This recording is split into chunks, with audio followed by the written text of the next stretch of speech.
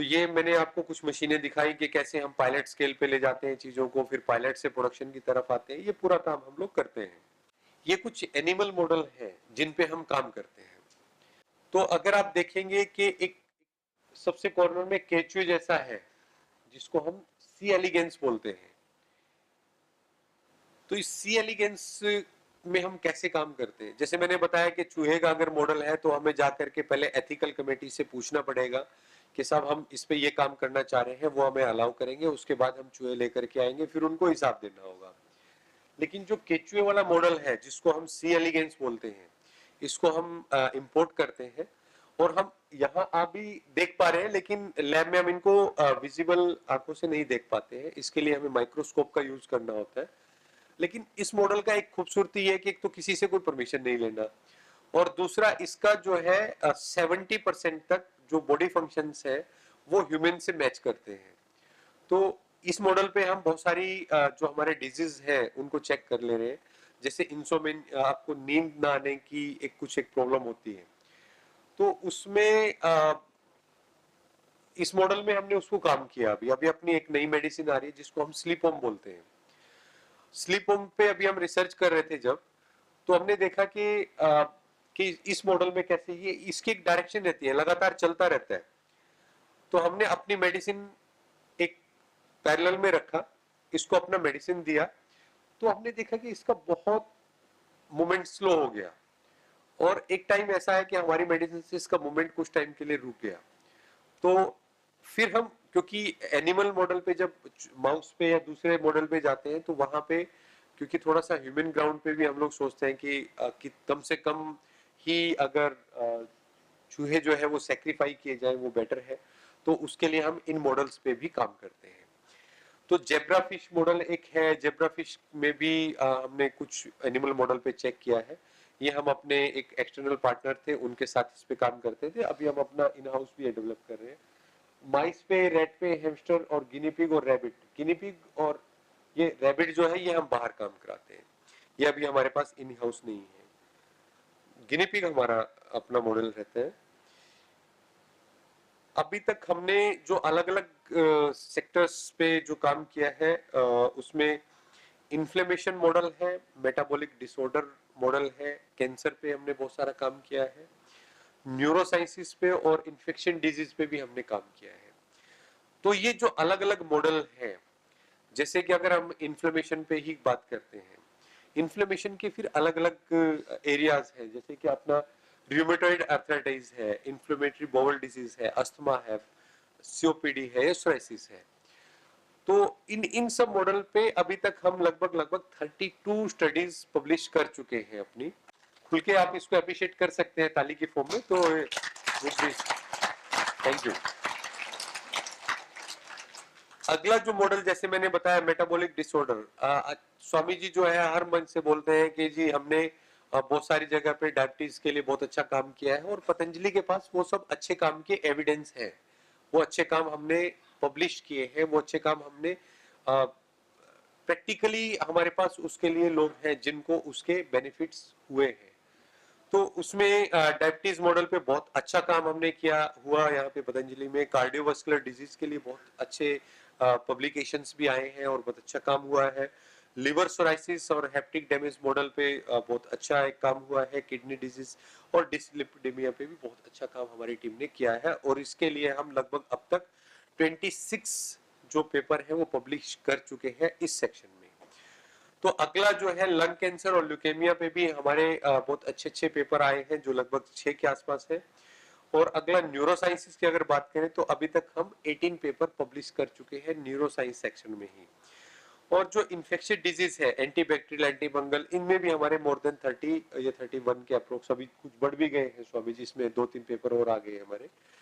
तो ये भी हमारे अभी तक जो, अच्छा ये पेपर ऐसे नहीं है कि इसमें कि भी अपना किसी एक को बोला कि भाई हमारे पेपर छाप दो, नहीं ऐसा नहीं है कि भी इंडिया में भाई ये हमारे हैं और स्वामी जी आचार्य जी के उनसे ये जो पूरा काम हो रहा है, ये वर्ल्ड के जो अपने आप में बड़े जर्नल्स हैं, जैसे कि फ्रंटियर जिसमें कि बड़ी रिसर्च को ही पब्लिश किया जाता है, नेचर्स करके एक पब्लिकेशंस है, या फिर बायोसाइंसेज है, मॉलिक्यूलर बायोसाइंसेज है या मॉलिक्यूल्स है, ये इन सब पेपर्स में हमारे पब्लिकेशंस, हमारे रिसर्च का जो काम है उसको उन्होंने माना है कि हाँ ये दवाई खाने से ये चीज ठीक हुई है और इस तरीके से जो आपने रिसर्च करके बताया है वो एक्चुअल में है।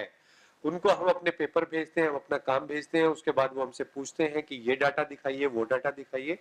वो सब दिखाने के बाद हम उनको बताते हैं कि ये हुआ है और वो एग्री करते हैं। ये हमारी कुछ जैसे मैंने अपनी प्रीवियस स्लाइड में बताया, आयुर्वेदिक मेडिसिनल प्रोडक्ट है फॉर ह्यूमन डिजीज, और इसमें लंग डिजीज, डायबिटीज, कैंसर, ये पूरा काम हम अपने ग्रिड फॉर्म में 60 प्लस मेडिसिन के जो है अभी तक लेके आ चुके हैं। ये कुछ पब्लिकेशन जैसे मैं अभी आप लोगों को बता रहा था, ये हमारा जो लंग कैंसर के लिए एक काम हुआ था उसको फ्रंटियर में हमारा पेपर छपा है। और अभी हमने एक रिसर्च की थी, ओरेंटामाइड एसीटेट करके कंपाउंड है जो मस्टर्ड ऑयल है बेसिकली, उसमें एक कंपाउंड मिलता है जिसकी की एंटी कैंसरस प्रॉपर्टीज रिपोर्टेड है। और हमने देखा कि हमने जो एक्सट्रैक्शन की बेस्ट एक टेक्नोलॉजी होती है जिसको सुपर क्रिटिकल फ्लूइड एक्सट्रैक्शन बोलते हैं, जिसमें हम कोई भी सॉल्वेंट नहीं यूज करते, सिर्फ सुपर क्रिटिकल फॉर्म में कार्बन डाइऑक्साइड से ऑयल निकाल देते हैं। और उससे हमने एक्सट्रैक्शन किया, हमने सॉल्वेंट से एक्सट्रैक्शन किया, हमने अलग एक्सट्रैक्शन किया, फिर हमने क्या किया, कोल्लू से एक्सट्रैक्शन किया। जो कोल्लू की टेक्निक थी स्वामी जी, उसमें हमने देखा कि कोल्लू का जो ऑयल था उसमें ही वो कंपाउंड खाली एक्सट्रैक्ट होकर के आया जिसको ओरेंटामाइड एसीटेट बोलते हैं। और वो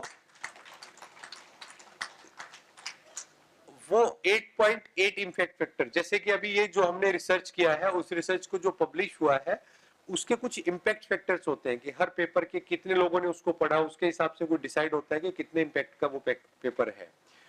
तो अभी तक का हमारा 8.8 इम्पैक्ट फैक्टर का वो वाला पेपर पब्लिश हुआ है। और chemical characterisation journals of separation science, अभी क्या हुआ था कि ड्यूरिंग कोविड हमने गिलोय, अश्वगंधा और इनकी बहुत बात की और बहुत बेनिफिट हुआ लोगों को, जैसे मैं अपनी टॉक के स्टार्ट में बात कर रहा था। तो किसी एक पेपर ने, किसी एक संस्था ने कुछ एक रिसर्च करके बता दिया कि जो गिलोय है उससे लिवर डैमेज होता है। तो अब हमारा इतना एक्सपीरियंस हमारे आचार्य श्री और स्वामी जी का है, और उसके बाद हमारे लिए एक थोड़ा सा चैलेंज था कि ये कैसे हो सकता है, इतने सारे लोग इंडिया में गिलोय पी करके, गिलोय खा करके, उसका काढ़ा पी करके बेनिफिट पा रहे हैं और ये बोल रहे हैं कि लिवर। तो इसमें हमने रिसर्च किया, उसको बताया कि इसकी दो वैरायटीज है, कौन सी वैरायटीज जैसे कि आपका कौन सी वैरायटी का बेनिफिट है, और उसको फिर वर्ल्ड लेवल पे हमने पब्लिश किया। और उस पेपर को हमारे जर्नल ऑफ सेपरेशन साइंस, जो विली का एक बुक है, उसके फ्रंट पेज पे उन्होंने पब्लिश किया हमारे पेपर को कि ये पेपर जो है कि ये वाला गिलोय पीने से प्रॉब्लम नहीं होती है। क्योंकि वैसे तो उसमें रहता है, एक गिलोय रहता है कि जो पूरा साफ रहता है, जिसके ऊपर वो डॉट डॉट नहीं रहते हैं। एक होता है कि जिसपे वो पिंपल से हुए रहते हैं गिलोय पे। तो जो पिंपल वाला है, एक बार मैं श्योर भी कर लूंगा, मोस्टली वो ठीक नहीं होता है। जो प्लेन वाला गिलोय है उसका कोई हार्मफुल इफेक्ट नहीं है। तो नहीं, ऐसा सच नहीं है, वो कुछ छोटा सा है, उसने 4 लोगों को पकड़ के रिसर्च दिखा करके उस टाइप का कुछ काम करके दिखाया था। अदरवाइज गिलोय बहुत ही एक अच्छी औषधि है। गिलोय का काढ़ा आप बिल्कुल फ्री माइंड होकर के पी सकते हैं, कोई प्रॉब्लम नहीं है। गिलोय घनबट्टी खा सकते हैं। I fully agree with you, sir. And as you said, there are two type of people. The people though who say that whatever we are doing, that is okay. One though who will say if he's doing something is wrong with the way of his working. So I fully agree with you. There is only two way. Either we would say, no, it's a you are doing sadyantra against me, right? So but in this case we are having evidence with us, and we did our team did this research during the COVID period when the publication, the people though who were working on this cordifolia, and that time they said that this is having some harmful effect. But we did research, and we then explored, and we told the people with the data that no, this is not the right way to say. They should say this particular species having some issue against the liver, but not all the species, right? So you may refer our paper, and you may defend to, and you may say to anyone that no need to defend, even affirmatively you can say no, whatever you are saying, this is wrong, we are having evidence, and this is a research article where you can say no, you see this. Yeah, you can get it easily, or you may after this talk take my call email ID, and you may drop an email. I will send that paper to you. Okay. So these are the few publications and जो हमारे अभी तक total paper हम publish कर चुके हैं वो 105 plus paper अभी तक हम पब्लिश कर चुके हैं. ये 105 प्लस जो पेपर है वो सिर्फ पतंजलि रिसर्च फाउंडेशन के drug discovery and development division से है. इसके साथ साथ हमारी दूसरी टीम भी है जो ये पेपर पब्लिश कर रही है, और अभी तक हम 300 प्लस पेपर पे जा चुके हैं. और इसके जो टोटल इम्पैक्ट फैक्टर जो ऑन एन एवरेज है वो 4 प्लस है, जो कि एक बहुत अच्छा एक माना जाता है 4 प्लस में. और एक जो बहुत ही एक्साइटेड चीज है, पिछले लास्ट 3 ईयर से आचार्य जी को जो है वर्ल्ड ने के जो साइंटिस्ट हैं, फर्स्ट 2% साइंटिस्ट में आचार्य जी को उन्होंने रिकॉग्नाइज किया है. और उन्होंने जो रिकॉग्नाइज किया, ऐसा नहीं है कि भी आचार्य जी जो है कि इन्फ्लुएंसिंग पीपल हैं और इतने सारे लोग उनको फॉलो करते हैं और इसलिए उनको फर्स्ट 2 साइंटिस्ट में रख लीजिए. नहीं, it is on the basis of उन्होंने अभी तक जो रिसर्च किया है और उस रिसर्च को इंटरनेशनल मार्केट को जो दिखाया है कि इंटरनेशनल जो साइंटिफिक एजेंसीज हैं उनको बताया है कि भी ये पब्लिकेशंस हमने दिए हैं और उन्होंने पब्लिश किए हैं. उन पब्लिकेशंस के बेस पे वो डिसाइड करते हैं कि वो फर्स्ट 2% साइंटिस्ट में उनका नाम उन्होंने उस बेस पे बताया है. तो ये रिवर्स फार्माकोलॉजी, जैसे मैंने अपने टॉक के स्टार्टिंग में ही बात की थी, और उसमें ट्रेडिशनल नॉलेज जो है उससे हम इंस्पायर्ड हैं. Of course routine laboratory to clinical refers to clinical to laboratories, हम ऐसा काम करते हैं. और उसके बाद हम कन्वेंशनल पथ मॉलिक्यूल माइस टू मैन, और रिवर्स पथ जो है पहले मैन में आया, फिर माइस में, फिर मॉलिक्यूल फॉर्म में गया. ये एक गोल्डन ट्रेंगल है. बेसिकली ज्यादातर लोग को ये होता है कि हम एलोपैथी से या इससे हमें कुछ, हम सिर्फ एक बात कर रहे हैं गोल्डन ट्रायंगल बनाने की, जिसमें कि आयुर्वेदा के पास ट्रेडिशनल विजडम है, मॉडर्न जो मेडिसिन है एविडेंस एंड क्लिनिकल प्रैक्टिसेस है, और मॉडर्न जो साइंसेस है टेक्नोलॉजिकल एडवांसेस हैं. और अगर इन तीनों को मिलाकर के एक ट्रायंगल बनाया जाए तो I think it is going to be बहुत बड़ा एक वर्ल्ड के लिए बेनिफिट हो रहा है और होने वाला है इससे. तो इसमें स्वामी जी जो हमारा अभी ग्रिड की बात जैसे अभी हम कर रहे हैं, तो यहां तक था कि हम पतंजलि रिसर्च फाउंडेशन में कर क्या रहे हैं. ये था ड्रग डिस्कवरी का पार्ट. उसके साथ पीएचआरडी की मैंने बात की. पीएचआरडी में भी एक वर्ल्ड हर्बल एनसाइक्लोपीडिया पे हमारी टीम काम कर रही है, जिसमें कि जैसे कि अश्वगंधा की बात करते हैं, अश्वगंधा के लिए कहीं पे भी जो भी अवेलेबल नॉलेज है उस नॉलेज को सारे को एक जगह इकट्ठा करके एक बुक के फॉर्म में पब्लिश किया गया है. ये काम बहुत साल पहले डब्ल्यूएचओ ने स्टार्ट किया था, लेकिन डब्ल्यूएचओ को लगा कि अरे तो बहुत टीडियस काम है, बहुत थकाने वाला काम है और बहुत लंबा काम है और बहुत एक्सपेंसिव और बहुत सारा लगने वाला है. उन्होंने उस काम को बीच में ही छोड़ दिया. तो आचार्य जी और स्वामी जी का एक हमेशा से रहता है कि जो कोई नहीं कर सकता उसको हम करेंगे.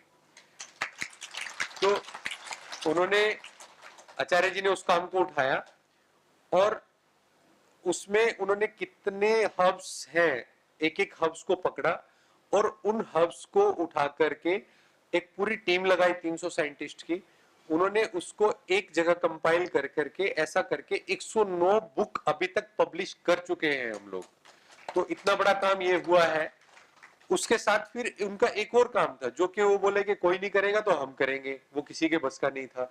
तो उन्होंने क्या किया, एक कैनवस पेंटिंग बनाई है जो जैसे हर्ब्स है, एक हर्ब को उठाया, उसकी जो पत्ती से लेकर के फ्लावर से लेकर के जितने भी पार्ट हैं उनको एक कैनवास पेंटिंग, एक 1 बाय 1 मीटर का एक कपड़ा लिया, उस पे बैठ करके ऐसे करके अभी तक मोर देन 30,000 30,000 से ज्यादा पेंटिंग बन चुकी है। और वो पीएचआरडी हमारा जो सेक्शन है पतंजलि रिसर्च फाउंडेशन का, उसमें वो लगी हुई है। और अगर बात करें तो उसमें कितना कपड़ा लगा है अभी तक, अगर बात करें तो 30 किलोमीटर से ज्यादा लंबा कपड़ा उसमें लग चुका है। और आप उसे देखेंगे तो देख के आपको फील आएगा कि एक बहुत ही अच्छा काम उन्होंने बहुत अच्छे से बनाया है उसको। तो ये सारा काम साइड बाय साइड मैंने जैसे बताया कि आचार्य जी स्वामी जी कराते रहते हैं, और जिसका लोगों को बहुत सारी जगह पे पता भी नहीं है। तो हम सब जब इस मिशन से जुड़े हैं तो मैंने जैसे बताया कि स्वदेशी को मैंने फील किया और मैं वापस आकर के जुड़ा। तो हम सबका भी शायद मिशन यही होना चाहिए कि हम कैसे आगे बढ़ा सकते हैं अपनी आयुर्वेदा को, देश को, पतंजलि को। और देश बढ़ेगा तो हम सब आगे ऑटोमेटिकली बढ़ जाएंगे। तो ठीक है स्वामी जी, मुझे और कुछ कोई प्रश्न? जी जी बोलिए। मेरा प्रश्न सर से ये था कि जैसे फार्मास्यूटिकल इंडस्ट्रीज के अंदर जो है कभी भी एनिमल ट्रायल्स होते हैं रिसर्च के बाद में, उसके बाद ह्यूमन ट्रायल्स होते हैं, मतलब आदमियों पे वो रिसर्च किया जाता है। और जो फार्मास्यूटिकल इंडस्ट्रीज होती है वहां पे जैसे सर ने बताया अपने को कि एनिमल्स लाते हैं, 50 एनिमल्स होते हैं, वहां पे ह्यूमंस होते हैं, मतलब इंसान होते हैं, और जो खुद को ऑफर करते हैं ट्रायल करने के लिए, और उनको पैसा भी दिया जाता है। और वो अलग अलग स्टडीज होते हैं, अलग अलग क्लिनिकल ट्रायल्स होते हैं, कोई रैंडमाइज ट्रायल होता है, मतलब एट रैंडम डॉक्टर उनको देता है, वो वहीं रहते हैं, उसी कैंपस में रहते हैं।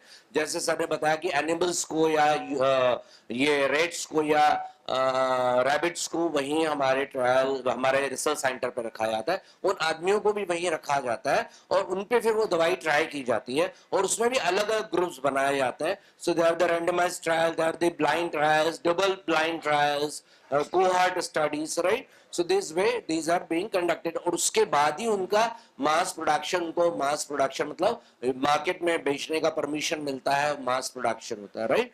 तो वो मेरा प्रश्न ये था सर से कि क्या हम, जैसे सर ने बताया कि अभी अपने को यहाँ पर एनिमल ट्रायल के लिए सर ने बताया, तो मैं ये जानना चाह रहा था कि जो हमारे नए प्रोडक्ट्स हैं, ऑफ कोर्स पुराने प्रोडक्ट के लिए कोई रिसर्च की जरूरत नहीं रहेगी, ह्यूमन ट्रायल्स की जरूरत नहीं रहेगी, कि जैसे मान लीजिए गिलोय है या जो जो ऑलरेडी मार्केट में है, तो उनके लिए नए रिसर्च की हमको जरूरत नहीं, तो उसके लिए नए ह्यूमन ट्रायल्स की जरूरत भी नहीं है। पर जो नए हमारे रिसर्च प्रोडक्ट है, तो उसके लिए हम क्लिनिकल ट्रायल, ह्यूमन ट्रायल्स कर रहे हैं, मतलब इंसानों पे ट्रायल कर रहे हैं क्या? Yes. या कर रहे हैं? Yes. तो वो कैसे और कब कहाँ किए जाते हैं, उसके बारे में चूंकि आपने जानकारी नहीं दी, इसलिए मैंने पूछा। सर उसके बारे में मैं आपको जानकारी दे देता हूँ कि हमारे जैसे कि टाटा मेमोरियल या एम्स या दूसरे जो कुछ ऐसे इंस्टीट्यूट्स हैं जिनके साथ हमारे एमओयूज हैं, और हम उनके साथ जो अभी आप ट्रायल्स की बात कर रहे हैं, वो ट्रायल्स हमारे उन उन हॉस्पिटल्स के साथ ये सब रैंडम और फेज 1, फेज 2, फेज 3 जो या प्लेसबो, वो सारे पूरे सब ट्रायल्स वो चल रहे हैं सर। तो वो पूरा जो भी एक फार्मा का प्रोटोकॉल है, वो प्रोटोकॉल यहाँ पे भी एज पर लाइसेंसिंग अथॉरिटी और जितना हमारा रिक्वायरमेंट है उस सब पूरे को फुलफिल किया जा रहा है सर। और हमारा एम्स के साथ है, 2-3 एम्स के साथ इस बारे में काम चलता है, और टाटा मेमोरियल के साथ हमारा काम चलता है। तो वो डॉक्टर्स हमारी मेडिसिन को उसके अकॉर्डिंग जैसे जो आपके प्रोटोकॉल्स हैं फार्मा के, वो सब पूरा वैसे ही ऐसे फॉलो किया जाता है। So those are the pilot studies, right? In the hospital, what you are doing is a pilot studies. No, it's a kind of whatever be the requirement before going to the licensing. Whatever, like in in Ayurveda, if we compared with the like allopathy, Right. so That is right. there are few things are like not that stringent. Whatever be the in the like in allopathy, so there are some relaxation in that way. Okay. So no need to go for that type of strictness of the trials. Okay. right? If like you go for the, there would be a dossier and so many things would be there to go for the licensing. But there you need to go for the 50 patient or so. उन पे एक बार आप trial कीजिए और उनका data collect कीजिए और उसके साथ आप लाइसेंसिंग के लिए और उसके लिए जा सकते हैं. लेकिन अगर एलोपैथी में आप लाइसेंस के लिए जाएंगे, so you have to have a big dossier, like it would एक पूरा ट्रक भर जाएगा आपका, इतने सारे डॉक्यूमेंट आपको fulfill करने होंगे. And this trials are also like that. Yes, of course, it's going on. So Ayurvedic, there are no such parameters. Not that much parameter, but Even for the new research. yes, Okay. because there are, as I told you, there are two type of medicine. एक है classical preparation, जिसमें कि already आपका जो वेदा में available हैं और उनका एक हम already उस बेस पे licensing और वो सब हो करके मार्केट में है. उन सबको हम वापस एक रिवर्स इंजीनियरिंग करके और उसके बेस पे पूरा डाटा कलेक्ट कर दे रहे हैं और उस पे जो भी एविडेंस, जैसे कि इन विट्रो की स्टडीज हैं, इन विवो की स्टडी हैं, या उसके बाद हमारे जो जब, क्योंकि वो ऑलरेडी मार्केट में है, जैसे मधुनाशनी है, चंद्रप्रभा भट्टी है, जो क्लासिकल प्रिपरेशंस है वो ऑलरेडी मार्केट में है. तो उनके हम एक तरीके से ये बैक रिसर्च कर रहे हैं कि जो हमारे पास पेशेंट्स आते हैं उनको वो मेडिसिन वो नहीं भी आ रहे हैं तब भी वो खा रहे हैं, तो उनको हम ये मेडिसिन प्रिस्क्राइब करते हैं और मेडिसिन प्रिस्क्राइब करने के बाद फिर हम उन पे उस डाटा को कलेक्ट करके एक reverse That engineering is the post marketing research. Fast marketing. Right, right. सो एक वो पार्ट है और दूसरा है कि जो हमारी जो मेडिसिन है, जो जिनको हम पेटेंटेड बोलते हैं, जैसे ग्रिड की पूरी सीरीज है, उनका हम प्री मार्केटिंग भी करते हैं. तो मैन्युफैक्चरिंग में जाने से पहले, और जो ये हॉस्पिटल्स हैं, इन हॉस्पिटल्स के साथ ये पूरी स्टडी हमारी होती है, लेकिन not that much like dossier और वो सब उस लेवल पे नहीं. लेकिन हाँ, स्टेबिलिटी स्टडी और वो पूरा सब होने के बाद वो पूरा एज पर जीएमपी गाइडलाइंस, और हमारे पास यूएसएफडीए 117 भी है हमारी जो फूड की मैन्युफैक्चरिंग है. Of course, that is the production part. Right? Yes, of course. Right, So, right. but most of the Ayurvedic company in India, though, who are manufacturing the this type of product, उनके पास अभी तक नहीं है इस type की. Right, right. USFDA 117 बहुत Fine. सारे लोगों के पास नहीं है. Fine. Thank you.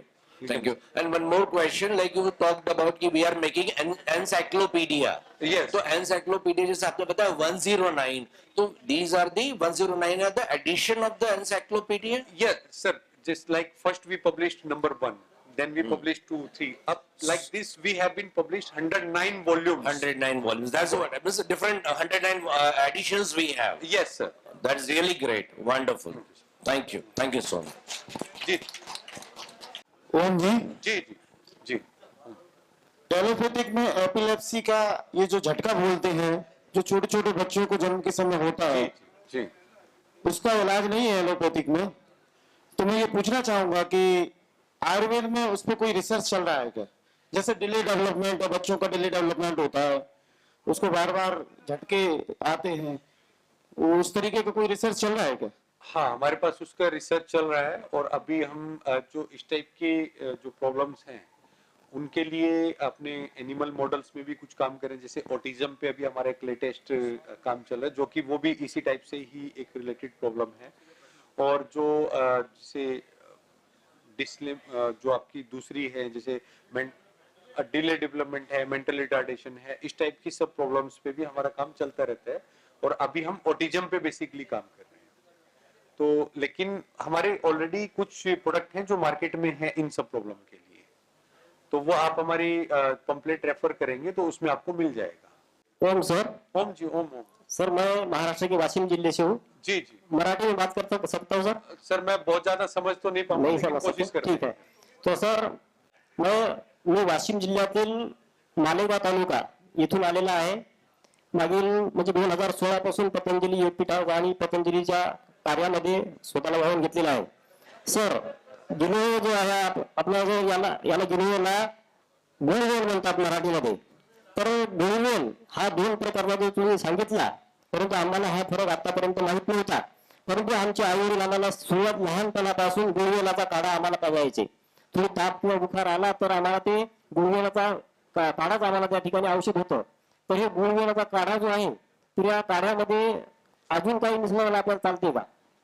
जैसे बात कर रहे हो, इसमें मैं थोड़ा सा बता देता हूँ आपको कि अगर आप काढ़े की इसकी बात कर रहे हैं कि इसमें कुछ और मिला सकते हैं क्या, तो ये दो चार चीजें ऐसे कि गिलोय, अश्वगंधा या तुलसी, ये जो इस टाइप के कुछ अगर आप बना करके मिलाते हो तो कोई हार्मफुल इफेक्ट उसमें आपको नहीं आएगा।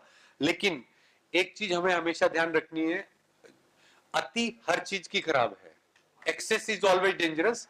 तो लेकिन अगर आप विद इन लिमिट, और हमारी बॉडी हमको खुद बता देती है कि क्या हमारे लिए ठीक है और क्या ठीक नहीं है, वो सिम्टम्स दे देती है। तो बॉडी खुद बोलती है, आपको बता देगी कि कहीं से कुछ आपको अगर मुंह में कहीं गर्मी हो रही है या पेशाब कहीं लग करके आ रहा है, कुछ इस टाइप की अगर दिक्कत होती है तो वो हमें बता देता है। तो अति से हमेशा बचना है। तो ऐसा इसको मिला करके पीने से आपको कोई हार्मफुल इफेक्ट नहीं होगा। Thank you sir. Om sir. Yes sir, please. Sir अभी रिसेंटली क्या है, हम लोग पतंजलि का प्रतिनिधित्व करते हैं अपने जिले में, जी तो लोग हमसे आके प्रश्न करते हैं, तो जी। एक मेरी शंका थी, उसका समाधान अगर आप करते जी हैं। जी बताइए। कि अभी रिसेंटली कोर्ट ने कुछ 14 प्रोडक्ट पे बैन लगाया था पतंजलि का। ठीक है तो उस विषय पे अगर कोई आके हमसे आशंका प्रकट करता है अपनी, जी, तो हमें उसे क्या उत्तर देना है? ठीक है। तो इसका मैं आंसर कर दूं, और भी किसी का इससे मिलता जुलता कुछ है। एक एक्ट है जिसको बोलते हैं drug and magical remedies act. ठीक है जी। ये जो एक्ट है ये 1945 में या 1940 के नियर बाय बना था। नहीं, 54 में इसमें अमेंडमेंट आए थे। पहले ये बना था 1945 में। हाँ, तो 1956 में इसमें कुछ अमेंडमेंट हुए थे, और इसमें 61 ऐसे डिजीज एरिया हैं जिनके बारे में आप ये मतलब कोई भी मैन्युफैक्चरर या उसका जो प्रोड्यूसर है वो ये नहीं बोल सकता कि मेरी ये मेडिसिन खाने से ये वाली प्रॉब्लम ठीक हो जाएगी, पूरी तरह से रिवर्स हो जाएगी। ये 1956 में है। तो जो हमारी संस्था में जो भी काम हुए, हमने उनको एविडेंस बेस पे जा करके देश के सामने, लोगों के सामने ये बताने की कोशिश किया कि भाई हमारी ये मेडिसिन खाने से लोगों को ये बेनिफिट हो रहे हैं। लेकिन जो कोर्ट था, कोर्ट का ये कहना था कि भाई आपके पास एविडेंस है, हम एग्री करते हैं। माननीय कोर्ट ने उसमें जो मेरा जितना जानकारी है, हो सकता है मेरी जानकारी उस लेवल पे उतनी ना हो, कि आपके एविडेंस से हमें कहीं कोई प्रॉब्लम नहीं है, पर जो एक्ट है उस एक्ट के को फॉलो कराना वो एज ए जज या एज ए अथॉरिटीज हमारा काम है।